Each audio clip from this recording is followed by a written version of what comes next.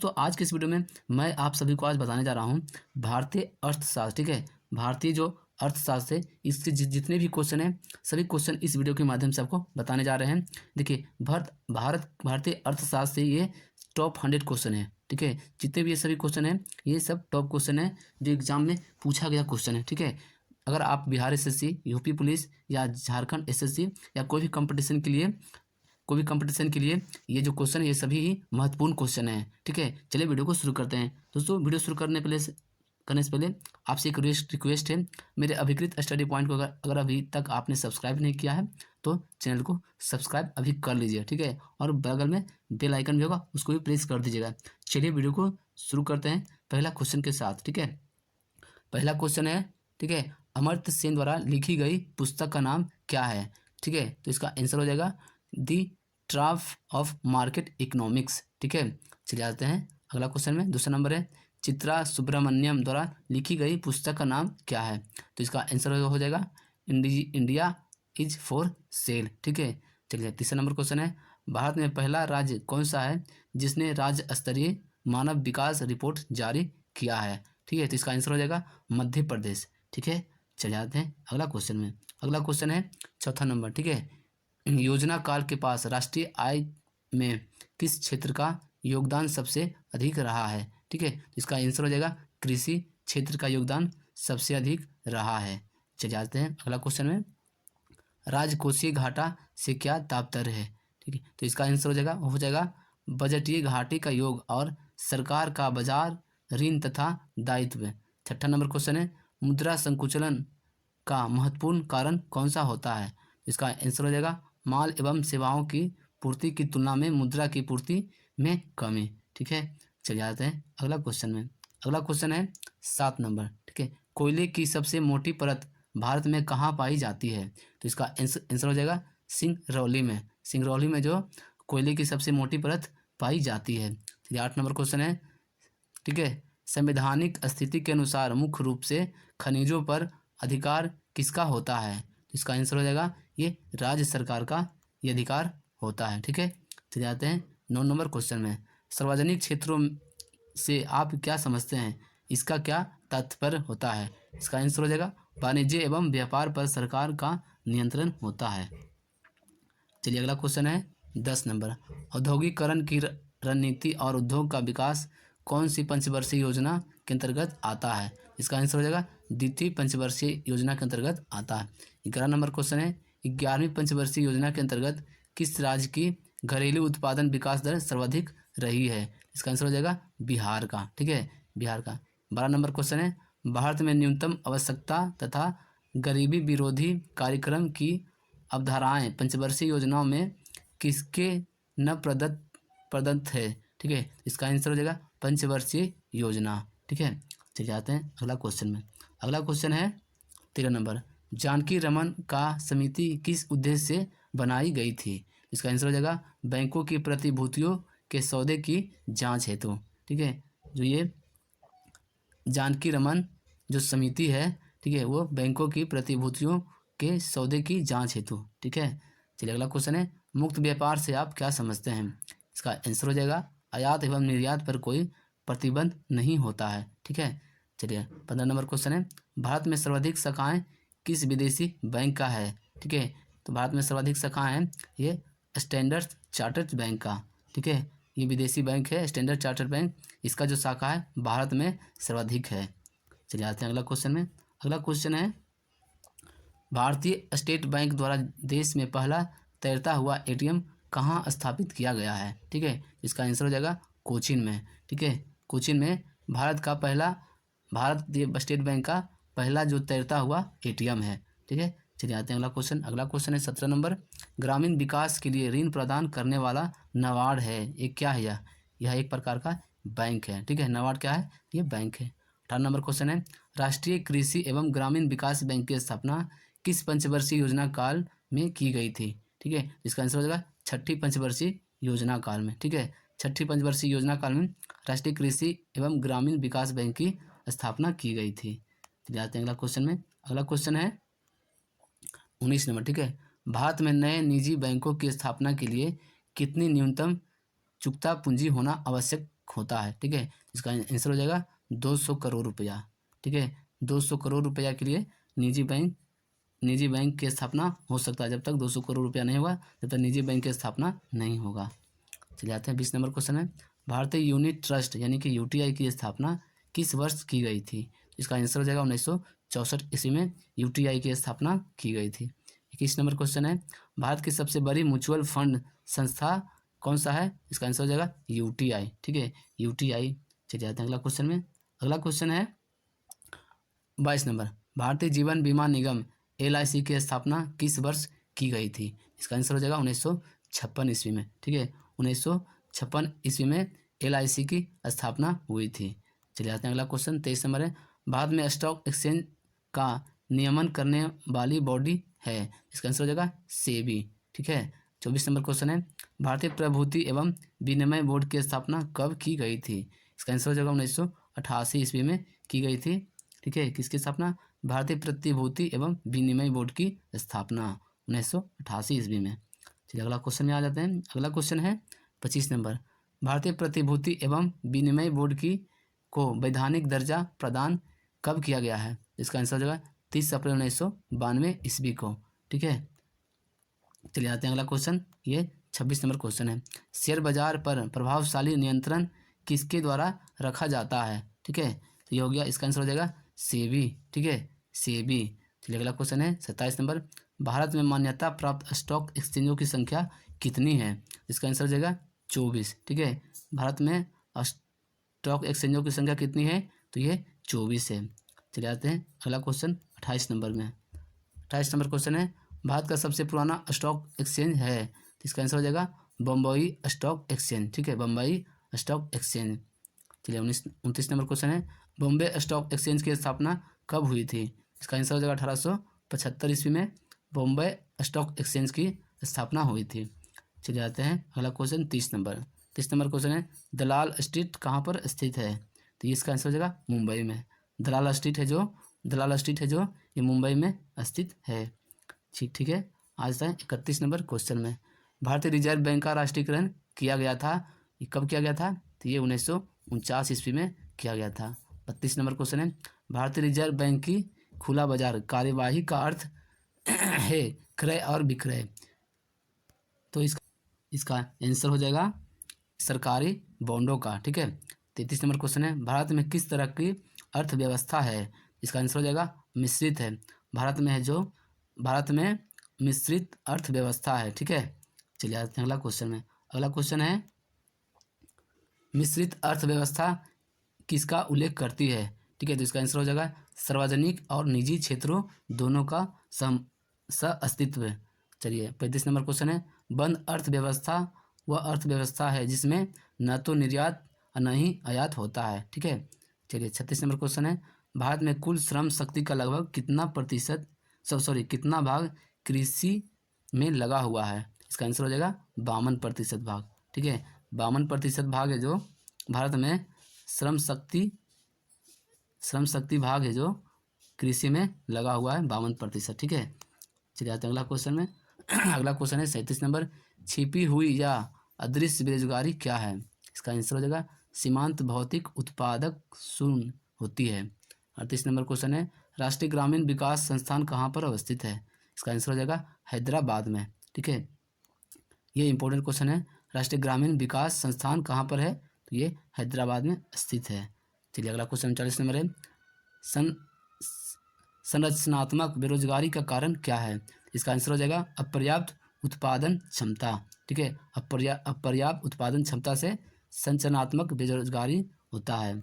चलिए अगला क्वेश्चन में है, वैश्वीकरण का अर्थ क्या होता है? इसका आंसर हो जाएगा वित्तीय बाजार का एकीकरण, ठीक है। 41 नंबर क्वेश्चन है, अंत्योदय कार्यक्रम का उद्देश्य था? इसका आंसर हो जाएगा गरीबों में सबसे अधिक गरीब की मदद करना, ठीक है। अंत्योदय कार्यक्रम का क्या उद्देश्य है? तो गरीबों में सबसे अधिक गरीब की मदद करना। चलिए आते हैं 42 नंबर क्वेश्चन में, गरीबी रेखा से नीचे जनसंख्या का न्यूनतम प्रतिशत अंकित है किस राज्य में? तो इसका आंसर हो जाएगा जम्मू कश्मीर राज्य में, ठीक है। 43 नंबर क्वेश्चन है, किस राज्य को अत्यधिक कुपोषण के कारण भारत का इथियोपिया कहा गया है? इसका आंसर हो जाएगा मध्य प्रदेश को, ठीक है। मध्य प्रदेश को भारत का इथियोपिया कहा जाता है। इथियोपिया क्यों कहा जाता है? क्योंकि इस राज्य में कुपोषण की संख्या सबसे अधिक है। चले जाते हैं अगला क्वेश्चन। अगला क्वेश्चन है वर्ल्ड डेवलपमेंट रिपोर्ट किसका वार्षिक प्रकाशन करता है? इसका आंसर हो जाएगा IBRD का। अगला क्वेश्चन है मानव विकास सूचकांक किस अर्थशास्त्री की देन है? ठीक है, इसका आंसर हो जाएगा महबूब उल हक को। ठीक है, महबूब उल हक का क्या देन है? मानव विकास सूचकांक। ठीक है, चले आते हैं अगला क्वेश्चन में। अगला क्वेश्चन है मानव विकास सूचकांक में सम्मिलित होता है, तो ये होता है $, में प्रति व्यक्ति राष्ट्रीय आय। अगला क्वेश्चन है UNDP की मानव विकास रिपोर्ट में भारत को किस श्रेणी में रखा गया है? इसका आंसर हो जाएगा मध्य मानव विकास श्रेणी में। ठीक है, UNDP में मानव विकास रिपोर्ट में भारत की जो श्रेणी है वो ये मध्य मानव विकास श्रेणी है। चलिए अगला क्वेश्चन में आते हैं। अगला क्वेश्चन है बंद अर्थव्यवस्था से आप क्या समझते हैं? ठीक है, तो इसका आंसर हो जाएगा आयात निर्यात बंद। ठीक है, चलिए अगला क्वेश्चन है 49 नंबर भारत में प्रच्छन्न बेरोजगारी सामान्यतः दिखाई देती है। ठीक है, तो ये किस क्षेत्र में? इसका आंसर हो जाएगा कृषि क्षेत्र में। ठीक है, कृषि क्षेत्र में भारत में प्रच्छन्न बेरोजगारी सामान्यतः दिखाई देता है। चलिए अगला क्वेश्चन है 50 नंबर भारत के किस राज्य में गरीबों का प्रतिशत सबसे अधिक है? ठीक है, इसका आंसर हो जाएगा उड़ीसा। उड़ीसा में भारत में, ठीक है, सबसे ज़्यादा गरीबों की संख्या है उड़ीसा राज्य में। ठीक है, चलिए आते हैं 51 नंबर क्वेश्चन में शैक्षिक विकास सूचकांक फरवरी 2011 के अनुसार भारत के 4 उच्चतर स्थान वाले राज्य केरल, तमिलनाडु, पंजाब तथा महाराष्ट्र। ठीक है, ये 2 राज्य है जहाँ पे उच्चतम साक्षरता दर है 2011 जनगणना के अनुसार। चलिए आते हैं अगला क्वेश्चन में। अगला क्वेश्चन है भारत में निर्धनता के स्तर का आकलन किया जाता है।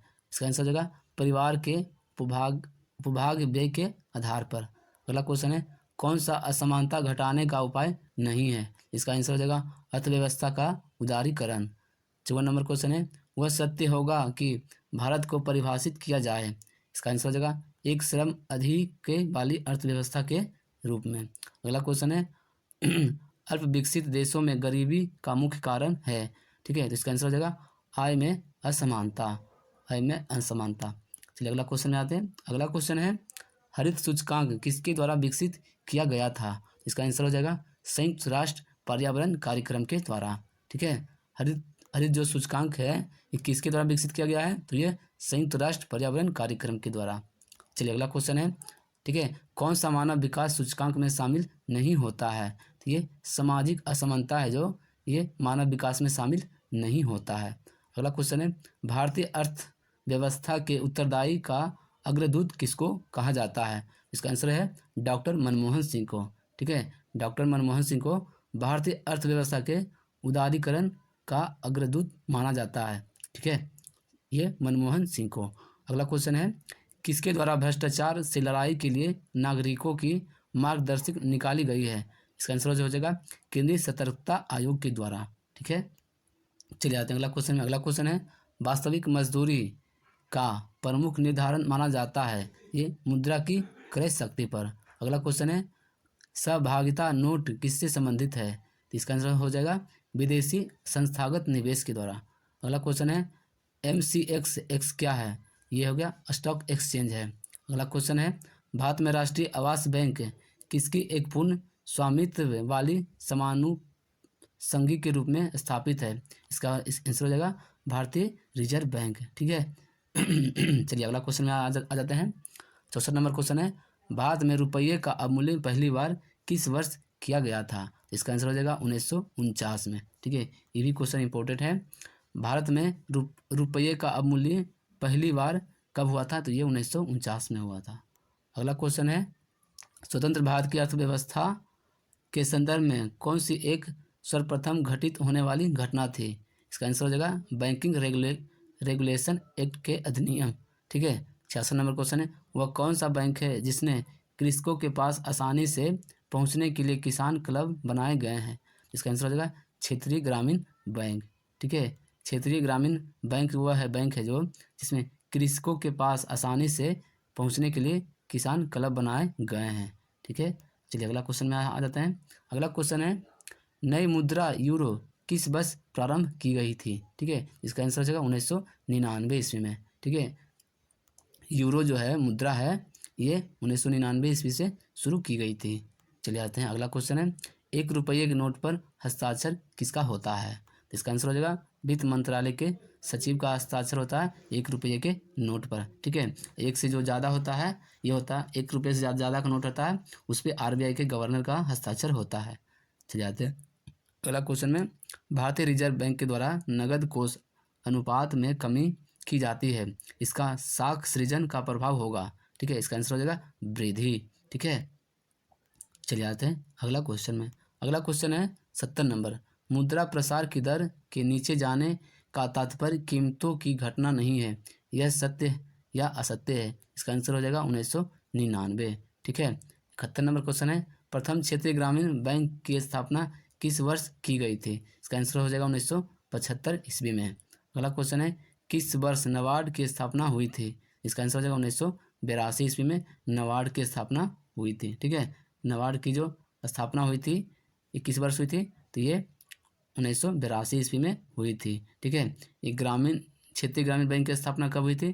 तो 1975 ईस्वी में हुई थी। ठीक है, चलिए आते हैं अगला क्वेश्चन में। अगला क्वेश्चन है, ठीक है, किसी अर्थव्यवस्था में मुद्रा के मूल्य और कीमत स्तर के बीच संबंध होता है?